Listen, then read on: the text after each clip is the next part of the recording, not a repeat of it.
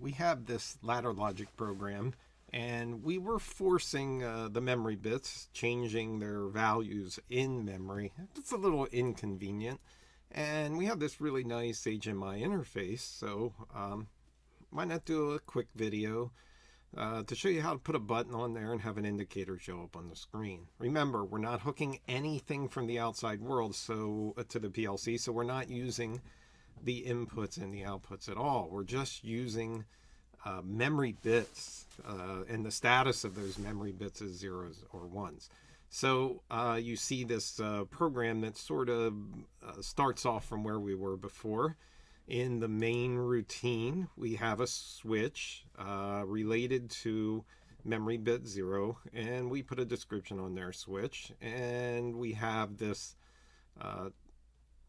other instruction called a direct coil instruction, and when that switch is closed, that's going to turn this direct coil on, or it's going to store a 1 in that location.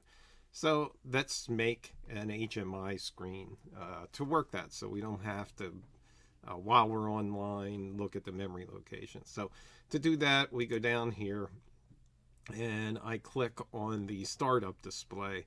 The startup display is a name that you can change, but the asterisk in front of here means this is going to start right away. So if we put multiple screens on, we have to jump around to them. That's another video, but if we're just using the things that are created on the default, they'll automatically come up. So I need a button to change the memory location value, MB0, which we called switch. And I need some kind of indicator that will tell whether MB1, which is what we called indicator, is on or off. So these are the elements that we can put on a HMI screen. So I'm going to do a button. I click that to select it, and I left drag over here to select the button. We're not going to put much on this screen, so we'll make them big so that we can see them. There's all kinds of parameters with these, the position, and we can change that position by just moving the button, and you can see that change. We're going to sort of try and put it roughly in the center of the screen, in the Y direction, in the X direction, a little bit over to the left. I don't like, you can change the foreground and the background color. You can change the style of the button. I sort of like it. You know, you can see when it's pressed or not pressed. I'm going to change the text color here a little bit. So I'm going to click on the foreground color. And I don't know. Let's make it a dark color, blue. And so we can change all kinds of things like that. Also notice down here, when the mouse clicks and you know what that's going to change and what it's going to do. So on mouse click, if I click that, I get to say what's going to happen when I click the mouse. Now, it's asking you to select an operand address. If I select next used, it's going to link to something that I don't already have set up. So I want to link this to our switch location. So if I if I click in here, I can see MB0 switch, and if I select that, and it goes. So that's associated the button with this memory location. So when the button's pressed, it's going to store a 1 in that memory location. When you leave it go, it's going to put a 0 in there. It's going to be a momentary button. As soon as you leave it go, it goes back off again, but we're okay with that for this example. So I click OK. So what I did to this point is I associate a button with a memory location that I already set up in my main routine, right? So this is going to go on or off, and that's what we wanted to do. So I'm going to click back on the startup display and come back here. Now we need to something to display whether MB0 or MB1, which is our indicator by description, is on or off. So if I come down here to image and I have this binary image switch, and I click that and I drag this out. Okay, and with this one, there's a little bit more to it. It has multiple options, but for now, what we wanted to do is turn on and off. So we want to give it an image for on and an image for off. And you can see here if the memory location is a 0, this is the image that's going to show. And if the memory location is a 1, and that's going to be determined by the ladder logic program running. So I'm going to hit browse here and go and try and find a good picture for the off condition. Right, and maybe a red, and there's all kinds of different, this brings up a thing, but there's all kinds of images in here under this images C option, and you really just got to look around. Maybe not the best interface in the world, but you got to look around and find all the things that you are available to you and see what you want. I'm just going to pick this one by default. I like this red off. And I'm going to select it and hit open, and that's going to drop that in for the picture if that memory location is a 0. And remember, that memory location is representing the output indicator. So I'm going to hit browse over here on the 1 memory location, and I'm going to choose this green on light. That should be pretty representative on and off, right?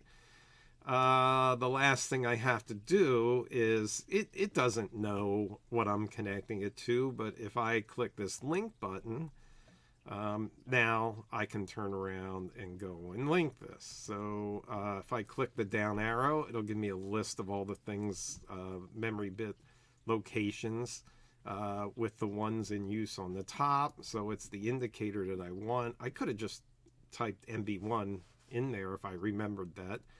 And I'm going to click OK.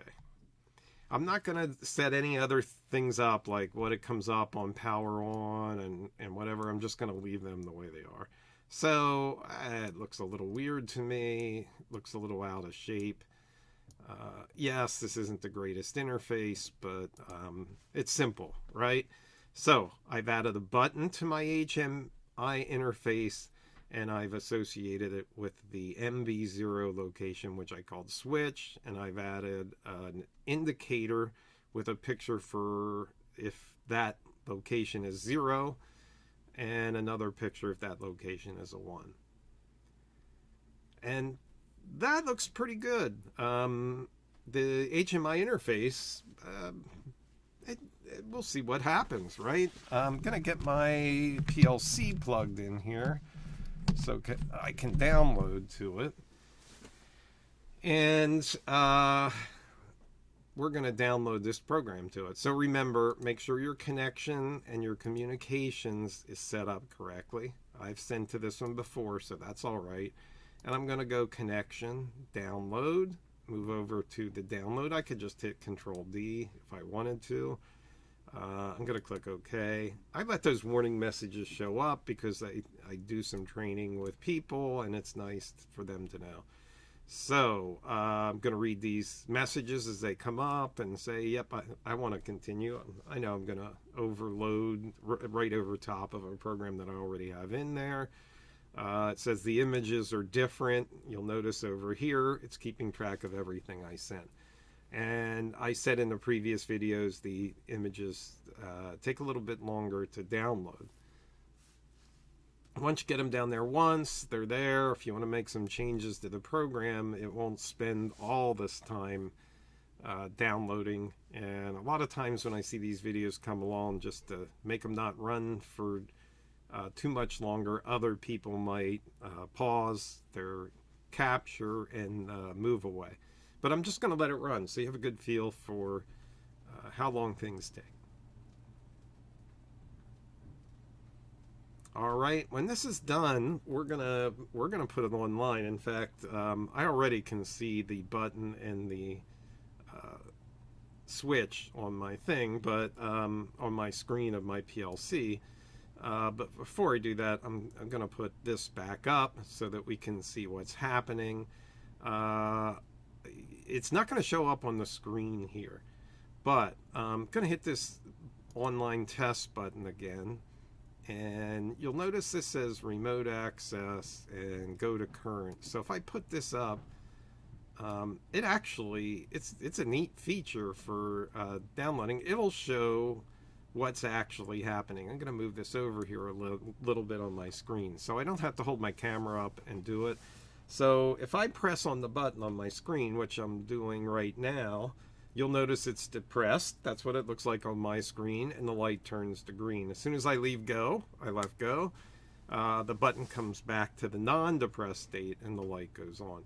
If you watch down here in the memory bits section, you can see the status changing as I hit the switch again and I leave it go. Both those locations go. And also, if I went to the main routine and I hit the switch, you also can see the rung light up. The continuity means there's continuity there. The switch closed when that's a 1 and this indicator came on. So that's how to make an HMI screen. I know it's not a lot of different things, but at least gives you that first introduction to HMI screen. One of the main things to note is we don't have external switches. We don't have external indicators hooked up.